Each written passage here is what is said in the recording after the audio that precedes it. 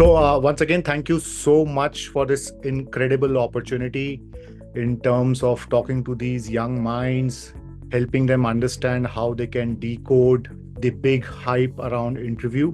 Swayam Plus, I guess, is a brilliant initiative by Ministry of Education, supported by IIT Chennai and many other institutes. And the work that Wadhwani Foundation is doing is just incredible in terms of bringing closely to every individual what matters the most, right? So while I feel honored and privileged to be talking to you, I think each one of you on the call should feel blessed that you have this opportunity aided by Wadhwani, given by Swayam Plus, to really come and talk about something good, which can potentially help you groom as a future leader, right? Crack your first opportunity or next opportunity, and then go on to become successful leaders and give it back to the society. So, when Swayam and Wadhwani approached me and they talked about that, okay, we want you to do a masterclass on how to crack an interview. And I mean, this is trust me, this is a very, very interesting subject, right? And why? Because there are number of times when you get interviewed and you fail, right? And you need only one successful interview to go and do your dream job, right? Most of the times, most of us actually end up spending a lot of time and in essence of finding the right job for us, right? And similarly, the person who is interviewing, the employer per se, invests a lot of time in terms of interviewing a lot of people to get the right fit for the job. So all in all, it's a very, very beautiful process. It's not something which is scary, first of all. And we will see how beautiful and how scientific this process is, because once you understand the science behind getting interviewed, you will be able to crack the code yourself whenever you go to the next interview, right? So first of all, when you are getting interviewed, you should take a deep breath and just calm your mind down, right? Because a calm mind can think of various different things which you can't if you are in a mind which is restless, right? Which is not calm. So the first thing that you need to do whenever you get an interview call or you are right at the door of entering the interview room, take a deep breath, right? Let's start. So what will we look at today, right? Today, we will look at the science behind interview as to why interviews are being conducted, why do we need to have interviews, and then what does an interview mean? What are the different types of interviews, and how do we really go and prepare ourselves to give the best interview that can help us clock or get our favorite job or dream job per se. So why interview, guys? So let me ask you a very quick question, and you guys can reply me on the chat, that how does it get decided that who will play for India? So today, India started playing New Zealand. The test match was supposed to start yesterday, but due to rains in Bangalore, it did not. It started off today. India is in a precarious situation to begin with, so I will not talk about that. But then how and who decides that who are going to be the part of that playing 11? How do we decide that? To give you a sense of it, if I just talk about Ranji, which is the biggest, so to say, domestic cricket tournament that we have, has close to 570 players that are going to play Ranji, right? This season, right? And this season is a revised format, by the way. Now, 570 players are playing Ranji, and then there are more in thousands who are not even qualifying for Ranji, right? So as rightly said, one of you mentioned that it's by trials, it's by interviews. So what happens is that you need a selection criteria to select this 15-player squad, right? Because everything depends upon where you are going to play. So are we going to use the 15-player squad criteria every time? No, it's going to be different. And we'll talk about this. If you move to the next slide, I will elaborate a bit more on why the interview is done. So first of all, folks, remember that interview is a selection process. It's not a rejection process, Okay. And this is a big thing. I would spend another minute on this. I would like you all to say it yourself, talk to it, and speak it loud while you are hearing this, that interview is a selection process and not a rejection process. Now, there's a big difference between these two things, right? When I say that interview is a selection process, I am going with that positive mindset that this interview is about selecting the right person, right? Whereas if I'm going with the mindset that it is a rejection process because only one person is going to get selected, while potentially the other 9 out of 10 are going to get rejected, so it's a rejection process. No, it is not, right? Because then you are walking in with a victim mentality. Then you are walking in with negative thoughts. So interview is not about rejecting people, right? Nobody wants to reject people because everybody understands. So when you go to an interview, understand this. When you come to the interview stage, you have already cleared 2 or 3 stages, right? Which means depending upon the interview, you might have cleared a written examination, you could have cleared a logical reasoning test, you could have, your resume has been shortlisted. So you have gone through a process where you have been selected for the final round, which is going to be an interview. And here also, the process is going to be about selecting the best fit. So you're already good, right? Now, the job of the interviewer or the hiring manager is to find the best person who can do this job, right? Now, link back to the 15-member squad. Let's say the Indian BCCI selecting team has to select a 15-member squad for Australia, right? What do you think the squad will have? The squad will have more of pace bowlers, right? Because we see a lot of seaming pitches in Australia. Whereas if we were to select a 15-member squad for Sri Lanka, where we know that they're going to be turning wickets, we will have more of spinners in that 15-player squad. Now, does that mean that when the squad for Australia was selected, the spinners were not good enough or they were rejected? No, they weren't rejected. They were not selected because in the grounds of Australia, the pacers can deliver and do a much better job as to what the country needs or the cricketing team needs, right? So it is about finding the right and the best fit for the job. Now, more importantly, people aren't rejected, but they are not selected because someone else can do the job better. And this links back to the first thing that I said, which I asked you, requested you to talk to yourself loud, that interview is a selection process and not a rejection process, right?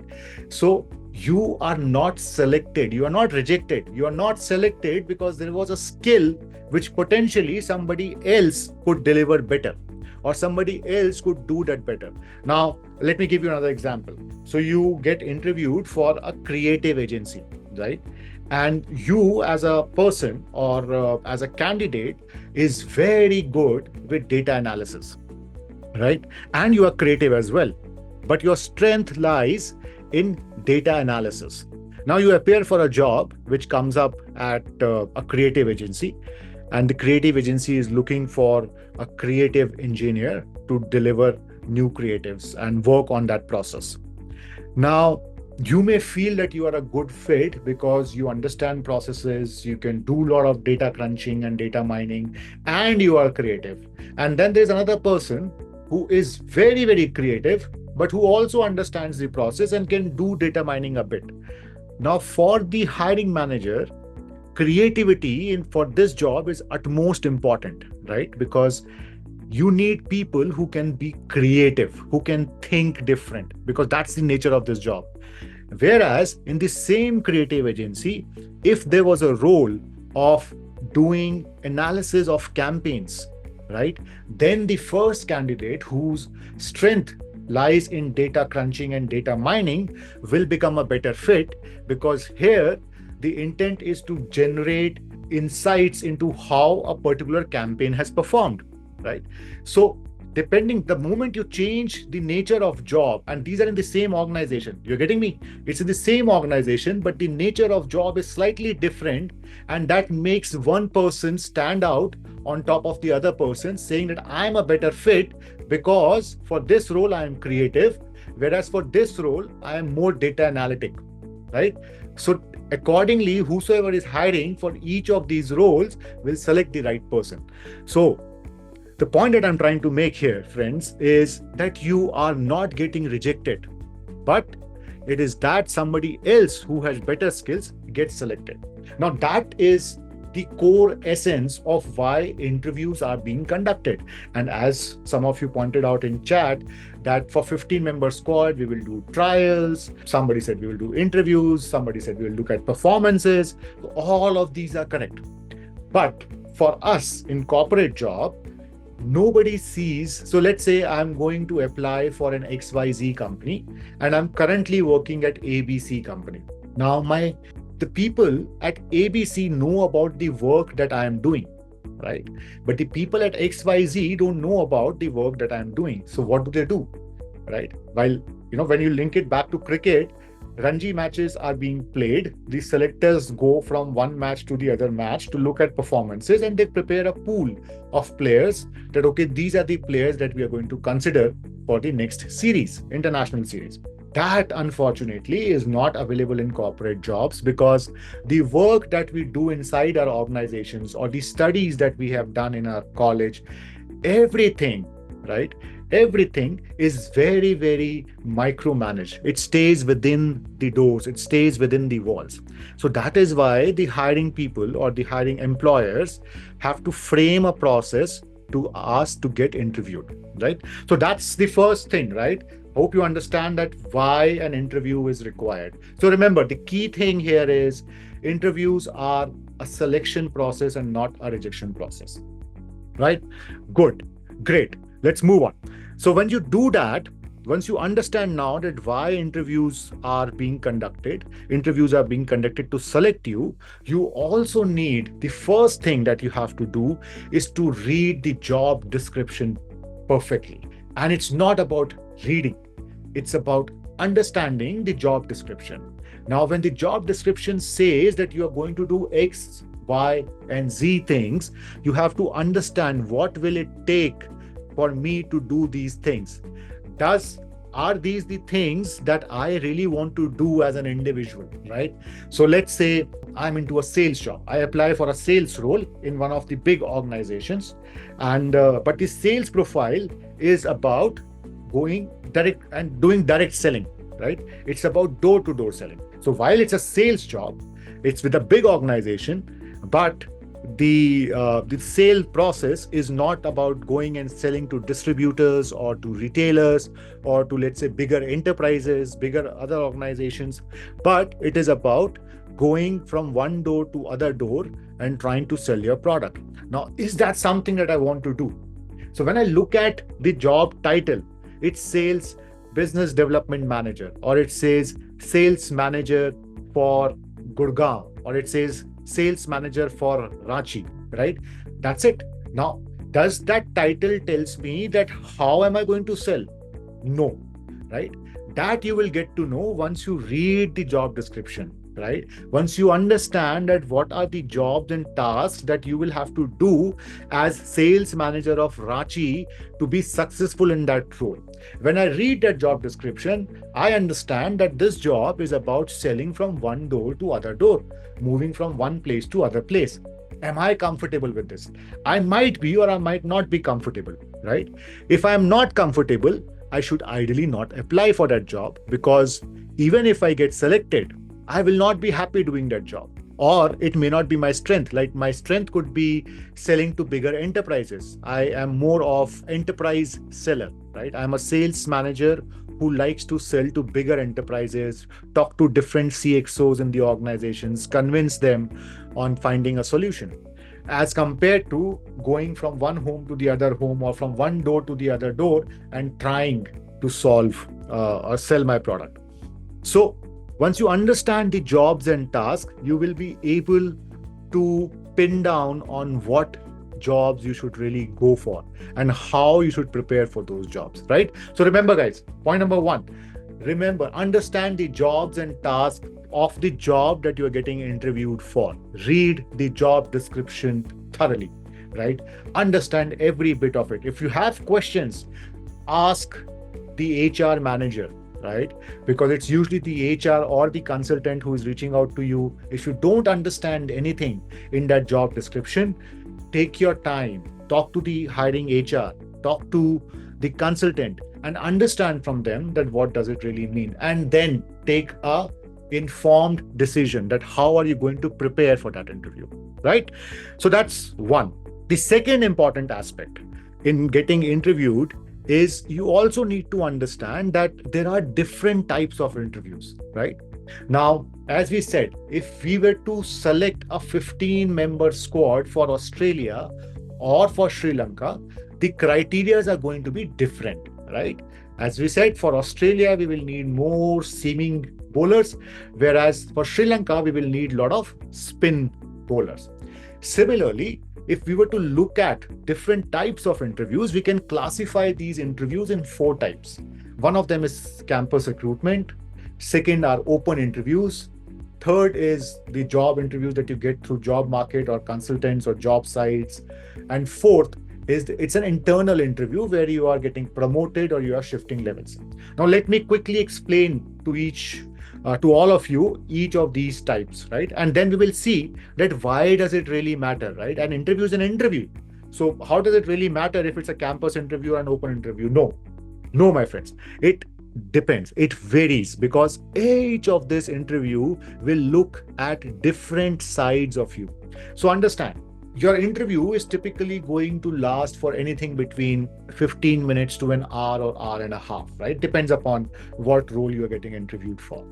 Now, for you to present yourself and for the hiring manager to understand you, there is this very short window of about 15 to 60 minutes where this person has to decide whether to hire you or not hire you, right? Whether you are the best fit or you're not the best fit. So, depending on what is the type of interview, they will focus their efforts on that side. So, campus recruitment, let's first talk about campus recruitment, and then we will understand how it varies. So, campus recruitments are typically where companies come to your college, the companies come to your campus from where you're pursuing your courses or your degrees, be it bachelor's or master's, and they take people along with them to work in their organization. That's typical campus recruitment. Open interviews, on the other hand, are job openings that are being floated by a lot of organizations where they say that we have, let's say, 50 openings, and for which we are going to conduct open interviews. So everybody who thinks they are eligible can come and apply. So it's typically that you go to that organization, submit your resume on that particular date, which has been publicized, and you give an interview or, get selected basis you're shortlisted or you get selected. The third is the interview calls that you get through job market or consultants or job sites, right? So there are a lot of consultants who are working in the market. There are consultants who are being deployed, or the services are being taken by a lot of organizations that, we want to hire a sales or a business development manager or a marketing manager or a chief engineer or chief design engineer. So these kind of jobs get publicized by different companies. They either publish it on sites like Naukri.com or Times Job and multiple other sites like IM Jobs. And they also give it to consultants. So these are the consultants who will reach out to you. They will explain to you what the job is about, which organization it is about, and then they will forward your resume, whether it gets shortlisted. If it gets shortlisted, you are then being called for an interview. The fourth type is that you are working already in an organization, you are working at a level X, and now because you have been performing very well, you are going to get promoted. For that, you get interviewed. That are you ready for the next level or not? So these are like internal promotions. These are like shifting levels within the same job. Now, why this type is very important. So I'll go back to the sports, right?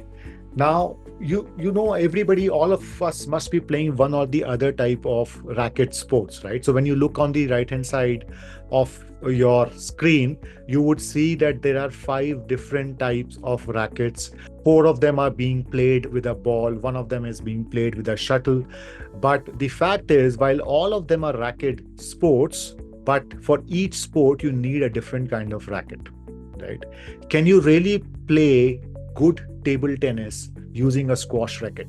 I can't do it. And if one of you has superhuman skills, potentially can do this, but it's not recommended, right? If you have to play table tennis, you have to use a TT racket. Similarly, using a TT racket, I really can't play in a squash court, right? Because the kind of force that I need to hit that puck requires strength, requires the tensile strength of the strings, right? More so that the puck is of rubber. So it has to get heated to perfectly bounce well, right? Similarly, if I were to hit shuttlecock with a tennis racket, I may not be able to generate the speed which Lakshya Sen potentially or Sindhu is generating, right? Because the tensile strength of the strings is very different in these two rackets. Similarly, because now, if you understand this difference, that for racket sports, we need different kind of rackets. Similarly, in previous slide, we understood different types of interviews. So what do we need? What are the things that gets evaluated in these type of interviews is what we will see in the next slide. So when you go to this next slide and you read here, the first one we said is campus recruitment. Now, when you look at campus recruitment, what will the typical hiring manager or the HR person would like to test you on, right? So of course, understand it's from campus. So you don't have, most of the times, you don't have a work experience. So they would not like to test you on how well can you do that job, because you haven't done that job ever, right? So they can't test you on the work knowledge. Rather, they will test you on your ability to learn, right? How quickly can you learn the processes and systems of the organization that you're going to be part of in case you get selected? How adaptable you are, how communicative you are, what are your communication strengths, right? Are you a good communicator? Are you a good listener? Can you express yourself? Can you write good mails? So depending upon that requirements, the campus recruiter will look at these skills that they will mostly test. They will not test you on how good you can do a job, right?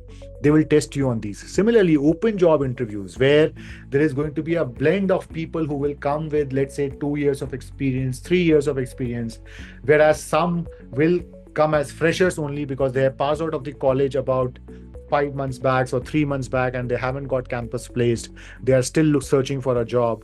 So all that there's going to be a mixed set of people that are going to come for those open job interviews. There, most likely the skills that you are going to be tested upon are going to be critical thinking, right? How well can you think under stress? How well can you think under pressure? How different can you think?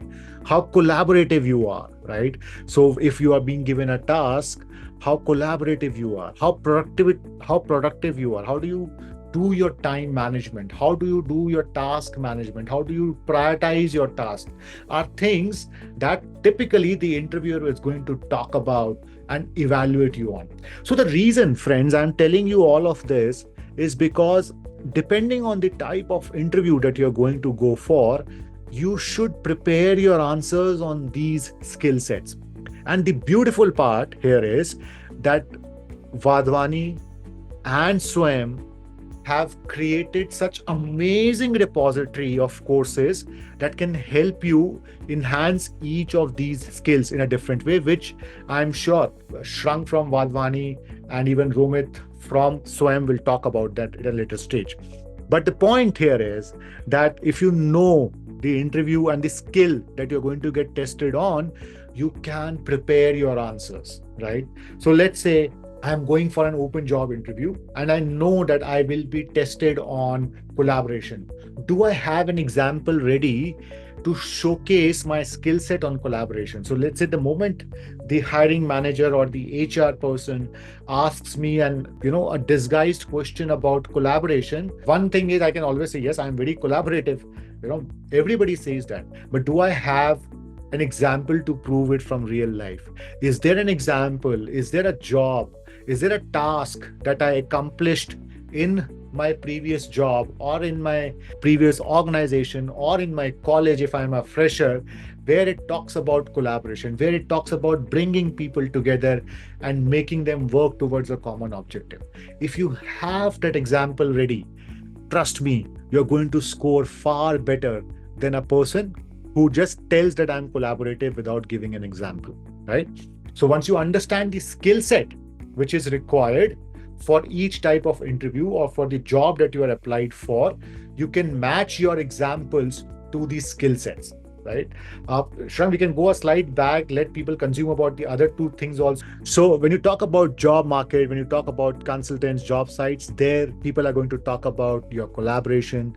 They would like to test your skills on productivity, very similar to open job interviews. And they will want to talk about information literacy, how good you are with information, right? So there is a basic difference between data and information. So data is that you have a lot of stuff around you, a lot of information around you. Can you make that into actionable insights is what information literacy is all about. And last but not the least, internal promotions, job postings, where they will like to test you effectively on leadership, because you're going to go to a higher job role. You're going to go to a higher grade. It may involve managing a set of people. So earlier, potentially, you were in an individual contributor role. Now, you could potentially be managing a team of 5 people, 10 people, 15 people. Or if you're already managing a team of 10, 15 people, this next role is going to ask you to manage about 50 people across 2 different levels, right? So how good are your leadership skills? How adaptable you are, because with higher responsibilities let's say with higher perks will come higher responsibilities. How adaptable you are to manage in that situation of ambiguity. And how good are your social skills? Because once you are at the higher level, you have to liaison well with all the other departments, right?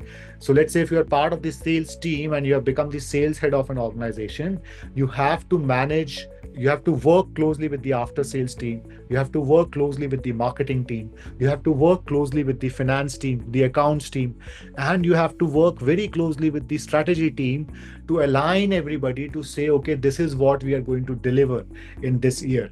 This is how we are doing. This is where we have a problem. Let's say interaction with the product team saying that, while the product is good, but it's just not working. So what can we do? So it's about how well can you interact with everybody else. So this brings us to the second most important point, friends, which is understanding and evaluating yourselves on the skills that you're going to get evaluated on.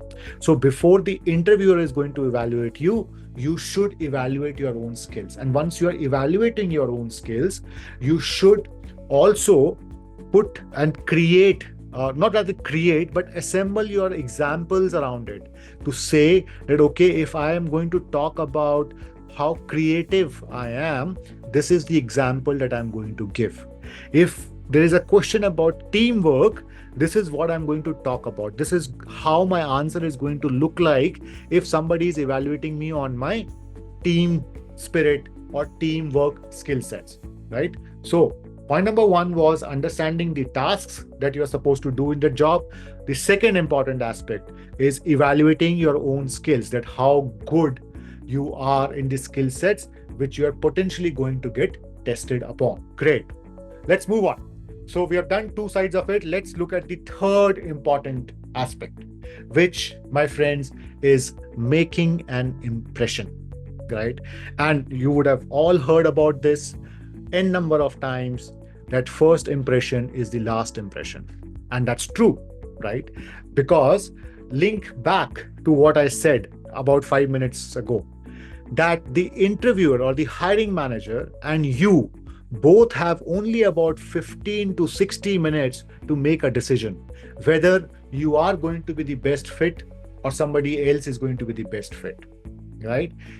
For you also, as an interviewee, to decide whether this is the organization that you are really interested in working for, whether this is the job that you are really interested in working, you have 15 to 60 minutes to decide that, right? So when the time period is so short, the first impression that you make is going to be perhaps, potentially, one of the lasting impressions, right? And for that, for you to make an impression, you don't have to do anything out of the box, right? You just have to follow the basics that every good human being should follow, which is respect the chair. Now, why do I say respect the chair and I don't say respect the interviewer, right? So, friends, what happens? There are times, right, that you might find yourself in a situation where, the person who is interviewing you because of stroke of luck or because of hard work was your colleague, and now he has become your senior and he's evaluating you for the next role. Or there could be an instance that the person who is interviewing you looks pretty young to you, right? So he might be in his early 20s, so let's say, I'm an old man and I'm going for an interview to one of the founders, right? One of the startups. Let's say I'm going to go for an interview to one of the startups. Let's take a startup, let's say Noise, right? So Noise is a startup everybody has heard of. They make those beautiful headphones. They make a lot of smartwatches, accessories, and all of that stuff. There are two founders for Noise. Both of them are in their early 30s. I'm an old man. I'm into my early 40s. Now, when I go for an interview, I might feel like, yeah, I'm such an accomplished corporate professional. Why should I be giving interview to these 34-year-olds and 35-year-olds? They hardly know anything. I could get that theory, right? I could get that thoughts in my mind that why am I going to give interview to these young people? They don't know as much as I know. That is where it becomes important that you respect the chair. Because understand, this person, these two gentlemen who have founded Noise, who are the founders of Noise, are sitting on that chair of being a founder, which I haven't done. Right? So they have done something which I have not been able to accomplish so far, right? So I may not be able to respect the person, but I should respect the chair on which that person is sitting, right? And that's very, very important. So respect the chair. So when I say respect the chair, it does not mean that you go and touch their feet and all of that stuff. It just means that you give that regard, you give that feeling that the person sitting on that chair has accomplished something which is admirable, right? Which potentially, if you are also given the right opportunity, you will also be able to do. That's what you're going to prove to them over a period of time, right? Once your interview starts. But before that, show that respect to the chair, because tomorrow you are going to be sitting on that chair and you will expect the interviewee who's coming and sitting in front of you to show that respect towards the chair on which you are sitting, right? That's one. Second, to make a lasting impression, if you want honest feedback, be honest in your interview, right? It so often happens that most of the times we don't get a good feedback on how good your interview went, or why were you not selected, what went wrong, what did not work, who got selected. There could be multiple questions in your mind. Now, if this comes from a personal experience, that there have been times when I have got rejected in my interviews and I have asked for a feedback and I've got good feedbacks, right? There are times when there was a skill which was required, which I did not have. So they obviously preferred somebody else. And there are multiple instances of why I failed. I could get that honest feedback because I was very honest in my interview. I was not faking anything, right? If I had a skill set, I expressed it. I showed it to them through examples, practical examples that I have done and I have delivered. If it was not, I would rather step back and say, I think that I am creative, but I haven't had an opportunity so far to show my creativity. That's something that I will tell them if somebody asks me about a skill set which potentially I haven't worked on. Now, because I was being honest in those interviews, I could get a very honest feedback, which helped me improve myself and prepare for the next interview, right? So be honest.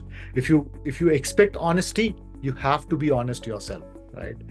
Third, you can fake the interview, but you cannot fake performance. So, we are all smart people. All of you, young blood, you guys are very, very smart. You guys can potentially do whatever you strive for, right? So for you, trying to understand the job task that the job has to perform and the skills that are required for that particular thing, you guys are smart to make 2 + 2 4, right? So you can fake the interview. But once you start working in that job, if you don't like that job, if you don't have that skill set, friend, you will not be able to perform, right? So while you may not be thrown out of the job, but you will not be coming home satisfied because you are not doing what you went out for, what you set out for, right? So that's why don't fake an interview, right? Because if you do it, you will not be able to fake your performance though, because that's going to be absolute. Last, be calm and patient. Take that deep breath. It is not the first interview and it is not going to be the last interview that you're going to give. As we said, interview is about selection. It's not about rejection. If you are the best fit for that job, nobody can stop you from getting that job. But you have to be calm and patient, right? Because everybody who has walked into that room, everybody who is getting interviewed is walking with potentially same expectations, with same rigor, with same mindset of cracking the job interview, right? So if you follow these 4 things, I am pretty sure, and I have observed it and I have seen this, because these are the things when I have interviewed people, I have looked in them, right? And that leaves a very lasting impression of the candidate on me. So if I'm in doubt, I will go back to my notes and I would refer that, how calm, how patient the candidate appeared to me. Was the person in a hurry? Was the person quite eager to answer? So, you have to strike that balance. You have to be very poised, calm, and patient. So this is how typically you make impressions. We have done 3 important things, right? Of cracking the interview. And once you combine all of them, it forms a very beautiful word, which you can easily remember, which is sit. So how do you give an interview? You give an interview while you are seated, right? So to crack an interview, you also have to sit. What does it sit means now? The sit means S stands for skills that you require. So you have to evaluate your skills, right? I is making an impression that lasts. People remember you for that. And third, you should know that what are the tasks that you are going to accomplish if you get this job. Once you understand these tasks, once you have evaluated your skills, and once you make a good impression, you are all sorted to go and crack that interview. So that's the mantra. Very simple. Sit to crack an interview. So while you sit for your next interview, there is a quick slide on what are the prerequisites that you should be doing, right? These are basics, non-negotiable, if I may say so, right? These are things that you should absolutely stay on top if you want that you're going to be successful in your interview. First, be punctual. And when I say punctual, be there 10 minutes before, or 5 minutes before, or 15 minutes before. Don't be late. The traffic is very, very dynamic, right? Have that time in your hand. If there is an online session, log in 5 minutes before, check your internet, check your voice quality, check your video quality, do that stuff. Be ready. Don't spend that 15 or 60 minutes that you have with the interviewer, right? Don't waste that. Because if you are not punctual, if you have not tested your microphone, if you have not tested your camera, if you have not tested your internet connectivity, it is getting deducted from those 15 to 60 minutes that you have with the interviewer, which means it's less time for you to convince that person that you are the best fit, right? So it's your loss. It's not interviewer's loss. So be punctual. Second, be presentable, right? If you are switching on your camera, if you're going to meet somebody in person, that person should feel like talking to you, right? You should look great. And it does not mean that you have to be clean shaven. It does not mean that you have to have a particular set of hairstyle, or you have to wear a tie or a 3-piece suit or something like that. You have to be presentable. And being presentable is about knowing what goes well on your body, right? So be presentable. Third, which I would say is the most important, I have personally seen a lot of people that I interviewed, they did not know what was on their resume, right? Now, when I say know your resume, it effectively means that you should know exactly what you have written on your resume, right? And it starts from your resume title, where you say that you are a qualified techno commercial XYZ, right? Whatever you have written. that opening statement, the opening title of your resume is something also that you should know, because you will be asked about it, right? You should be knowing what you have written. If you're saying that you want to work in an environment where you're going to make a difference, you have to know that you have written that on your resume. It becomes very, very awkward when the interviewer picks up something from your resume and you have no clue that, oh, this was also in my resume, and it's like just don't even know your resume. So it's like a bad impression, right? So prerequisites. So sit and prerequisites. These are the things that potentially are going to help you crack your interview. Now, I would like to end. We are already running short of time. I would like to end with a very famous quote that Arthur Ashe is a legendary tennis player. And she once said that success comes from self-confidence, right? You will be successful if you are self-confident. And the self-confidence will come from preparation, right? So understand it. Success will come from self-confidence, and your confidence will come from preparation. And preparation, you guys are glad, you should be glad, you guys are lucky that for preparation, you have Swayam Plus and Wadhwani, who are going to help you prepare well for your next round of opportunities. This is a question from Arun M. As a fresher, how can I show that I'm a good fit when I don't have the skills mentioned in the job description? Okay, it's good question. So let's go. This is Abhijit has asked this, right? Okay, great. Abhijit, go back to the SIT framework, right? The T stands for tasks that you're going to do in that job, which means you have to read the job description pretty well. And S stands for evaluating your skills.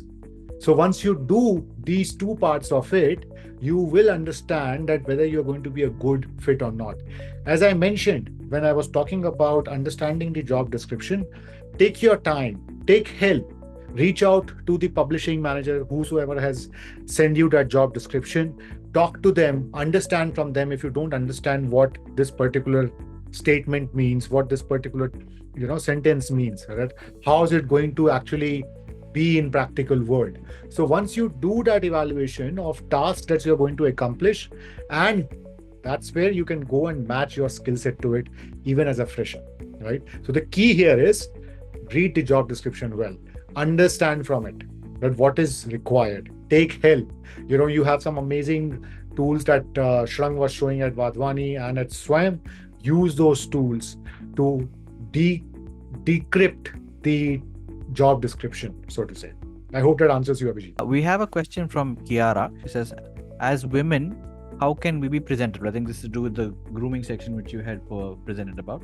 Yes, fantastic question, Kiara. And I think as a female, we all females are blessed with various kind of options to be presentable, right?